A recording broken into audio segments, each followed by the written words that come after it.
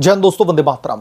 जंतर मंतर के मंच से विरोध प्रदर्शन के नाम पर जिस तरीके से देश के प्रधानमंत्री नरेंद्र मोदी और उनकी दिवंगत माता जी को लेकर अभद्र भाषा का इस्तेमाल किया गया, उसने पूरी राजनीतिक और सामाजिक मर्यादा को तार तार कर दिया है।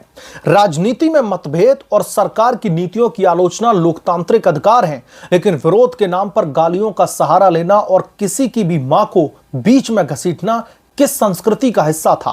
दिलचस्प बात यह रही कि जब यह अभद्रता हो रही थी, तब तथाकथित एक्टिविस्ट और सोशल मीडिया इन्फ्लुएंसर जैसे कि अभिजीत दीपके इसे जेनजी का आक्रोश बता करके डिफेंड कर रहे थे। मुख्य विपक्षी दल भी अपने वोट बैंक और सियासी फायदा भुनाने के लिए इस रवैये के पीछे ढाल बनकर के खड़े दिखाई दिए। लेकिन लोकतंत्र में आजादी का मतलब जो है यह नहीं होता कि आप अश्लील हरकतें करने लगें, किसी को भी मां बहन की गालियां देने लगें, आप मर्यादा को तार तार करने लगें। जब कानून ने अपनी रफ्तार पकड़ी और दिल्ली पुलिस ने चिन्हित करके ऐसे लोगों के खिलाफ में कार्रवाई शुरू करी, तो हवा का रुख बदलते देर नहीं लगी। सोशल मीडिया की रील्स और व्यूज की दौड़ में अब तक जो युवा प्रधानमंत्री नरेंद्र मोदी और उनकी दिवंगत मां को दी गई गालियों को अपने आक्रोश का तमगा मान करके प्राउड फील कर रहे थे, अब उनके सुर पूरी तरीके से बदले हुए हैं। जैसे ही पुलिस की निष्पक्ष और सख्त कानूनी कार्रवाई शुरू हुई, सोशल मीडिया पर माफी नामों की बाढ़ आ गई है। जो लोग ये दावा कर रहे थे कि ये जेनजी तो अडिग हैं, ये जेनजी डरने वाले नहीं है, अब ये माफी नामा देते दिख रहे हैं सोशल मीडिया पर। कल तक कैमरे के सामने छाती ठोक करके गाली देने वाले तथाकथित एक्टिविस्ट अब हाथ जोड़कर रोते दिख रहे हैं, वीडियो अपलोड कर रहे हैं। पुलिस कस्टडी और संभावित कानूनी नतीजों के डर ने रातों रात उनका सारा स्वैग, उनके सारे स्वैग की हवा निकाल दी है। इस पूरे वाक्य में सबसे हास्यास्पद भूमिका उन इन्फ्लुएंसर्स की रही है जिन्होंने इस अभद्रता को हवा दी थी। अभिजीत दीपके जैसे लोग जो गालियों के वक्त इसे युवाओं का गुस्सा बता करके उसका जायज एक तरीके से ठहराने की कोशिश कर रहे थे, अब कानूनी कार्रवाई होते देख तिलमिला उठे हैं। जब पुलिस ने नियमों के मुताबिक पहचान करके कार्रवाई शुरू की, तो अब वो सरकार को धमकियां दे रहे हैं कि अगर एक्शन लिया तो हम फिर से सड़कों पर उतर जाएंगे, दोबारा से धरना प्रदर्शन करने लगेंगे। अब सवाल ये उठता है कि क्या देश का कानून किसी के धरने की धमकी से चलेगा?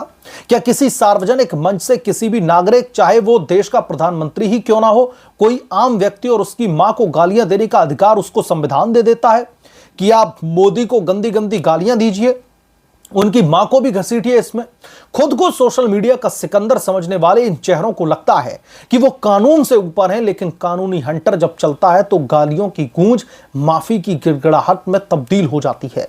विपक्ष ने जिस तरीके से अभद्रता को जेनजी की आवाज का लेवल देकर के जायज ठहराने की कोशिश की, उसने उनकी राजनीतिक अपरिपक्वता पर भी बड़े सवाल खड़े कर दिए हैं। जनता इस दोहरे रवैये को देख रही है। आलोचना और गाली गलौज के बीच में अंतर हर कोई समझता है कि आलोचना कैसे की जाती है और किसी को मां बहन की गालियां कैसे दी जाती हैं।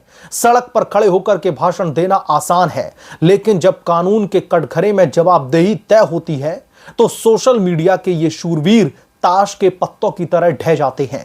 कानून का नियम यह है कि देर भले हो, लेकिन हर गलती का हिसाब होता है। और इस बार जेनजी के नाम पर कानून से खिलवाड़ करने वालों को समझ आ चुका है कि सरकार ना धमकियों से डरती है और ना ही अभद्रता को बर्दाश्त करेगी।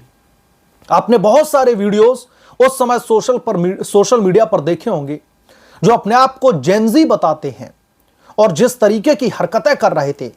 पीएम मोदी को, अमित शाह को, धर्मेंद्र प्रधान को जिस तरीके से घटिया शब्दों का इस्तेमाल करके उनके खिलाफ में अपना आक्रोश व्यक्त कर रहे थे, उसने पूरे देश को झकझोर करके रख दिया है।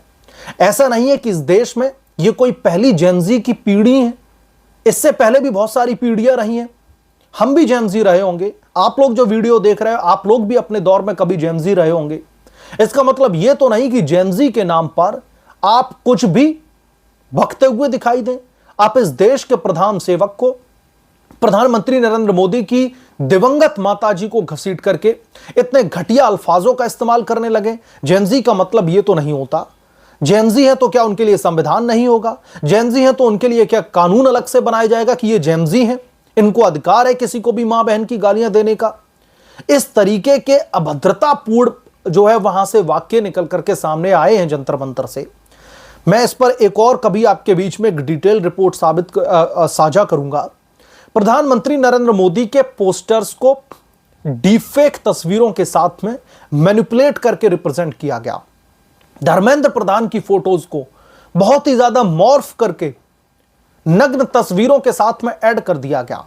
प्रधानमंत्री नरेंद्र मोदी की तस्वीरों के साथ में अश्लील हरकतें की गई, उनको गालियां दी गई, इस्तीफा नहीं दिया तो हम ये कर देंगे वो कर देंगे, इस तरीके की घटिया हरकतें करी गई। हम संसद को उखाड़ फेंकेंगे। अरे संसद को आप कैसे उखाड़ फेंकेंगे? आप धर्मेंद्र प्रधान का इस्तीफा लेने के लिए गए थे ना, संसद को उखाड़ने की बात कहां से आ गई? वहां पर वो रिप्रेजेंटेटिव भी बैठे हुए हैं जिनको आप लोगों ने भी इलेक्ट किया था, तो संसद को उखाड़ने की बात कहां से आ गई थी? तो मसलन कुल मिलाकर के अब दिल्ली पुलिस अपने एक्शन मोड में है और दिल्ली पुलिस इन अब जेएमजीओ की तलाश कर रही है, क्योंकि जेएमजी होने का मतलब आपको लाइसेंस नहीं मिल जाता है कि आप धर्मेंद्र प्रधान को, अमित शाह को, प्रधानमंत्री नरेंद्र मोदी को या फिर नितिन गडकरी को आप गाली गलौज करते हुए दिखाई दें। क्योंकि जेएमजी हो या फिर मिलेनियम या फिर आप बुजुर्ग हो चुके हो, संविधान सबके लिए एक है, कानून सबके लिए एक है। कानून में डिफरेंशिएट नहीं किया गया है कि अगर जेएमजी अमर्यादित हरकतें करे और उसके खिलाफ में कार्रवाई ना की जाए क्योंकि वो जेएमजी है, यह बिल्कुल भी बर्दाश्त नहीं किया जाएगा। यह पुलिस ने साफ तौर पर तय कर दिया है और सुप्रीम कोर्ट भी इस बाबत पहले भी यह कह चुका है, जहां पर बहुत सारी याचिकाएं डाली गई थी जिसमें कहा गया था कि किसी भी छात्र के खिलाफ में किसी भी तरीके की कार्रवाई नहीं होनी चाहिए। उसमें सुप्रीम कोर्ट ने भी इस बात पर साफ तौर पर मोहर लगा दी है कि ऐसे लोग जिन्होंने कानून को अपने हाथ में लेने की कोशिश की है, उन्हें बख्शा नहीं जाएगा। वो देश के किसी भी कोने में, देश के किसी भी बिल में जाकर के या फिर किसी भी पॉलिटिकल पार्टी के संरक्षण में जाकर के बैठ जाएं, फिर भी उन्हें बख्शा नहीं जाएगा। दिल्ली पुलिस के पास में पूरा अधिकार है कि वो उनको ढूंढ करके उनके खिलाफ में कानून सम्मत जो भी कार्रवाई होनी चाहिए वो कानूनी कार्रवाई की जाए। अब बुरी तरीके से बौखलाए हुए हैं जो जेएमजी थे ना। मैं बहुत सारे पत्रकारों को देख रहा था, इन जेएमजीओं की तस्वीरों को शेयर करके ये कहते दिख रहे थे कि जेएमजी तो बहुत अडिग हैं, जेएमजी को पता है कि उनको क्या चाहिए, लेकिन जेएमजीओ को यह नहीं पता कि जब मुंह खोले तो गटर जैसी बदबू ना आए। उनको मर्यादा में रह करके बोलना चाहिए। जेएमजी है अच्छी बात है, लेकिन मुंह से गटर नहीं निकलना चाहिए, और यही होता दिख रहा था। और अब ये जेएमजी माफीवीर बन चुके हैं क्योंकि एक दो के खिलाफ में कार्रवाई हुई। सोशल मीडिया का दौर है, इंटरनेट पर ये चीजें वायरल होने में देर नहीं लगती, और जब ये सब कुछ वायरल हो गया तो अब इन्हें लगा कि अगला नंबर इनका है।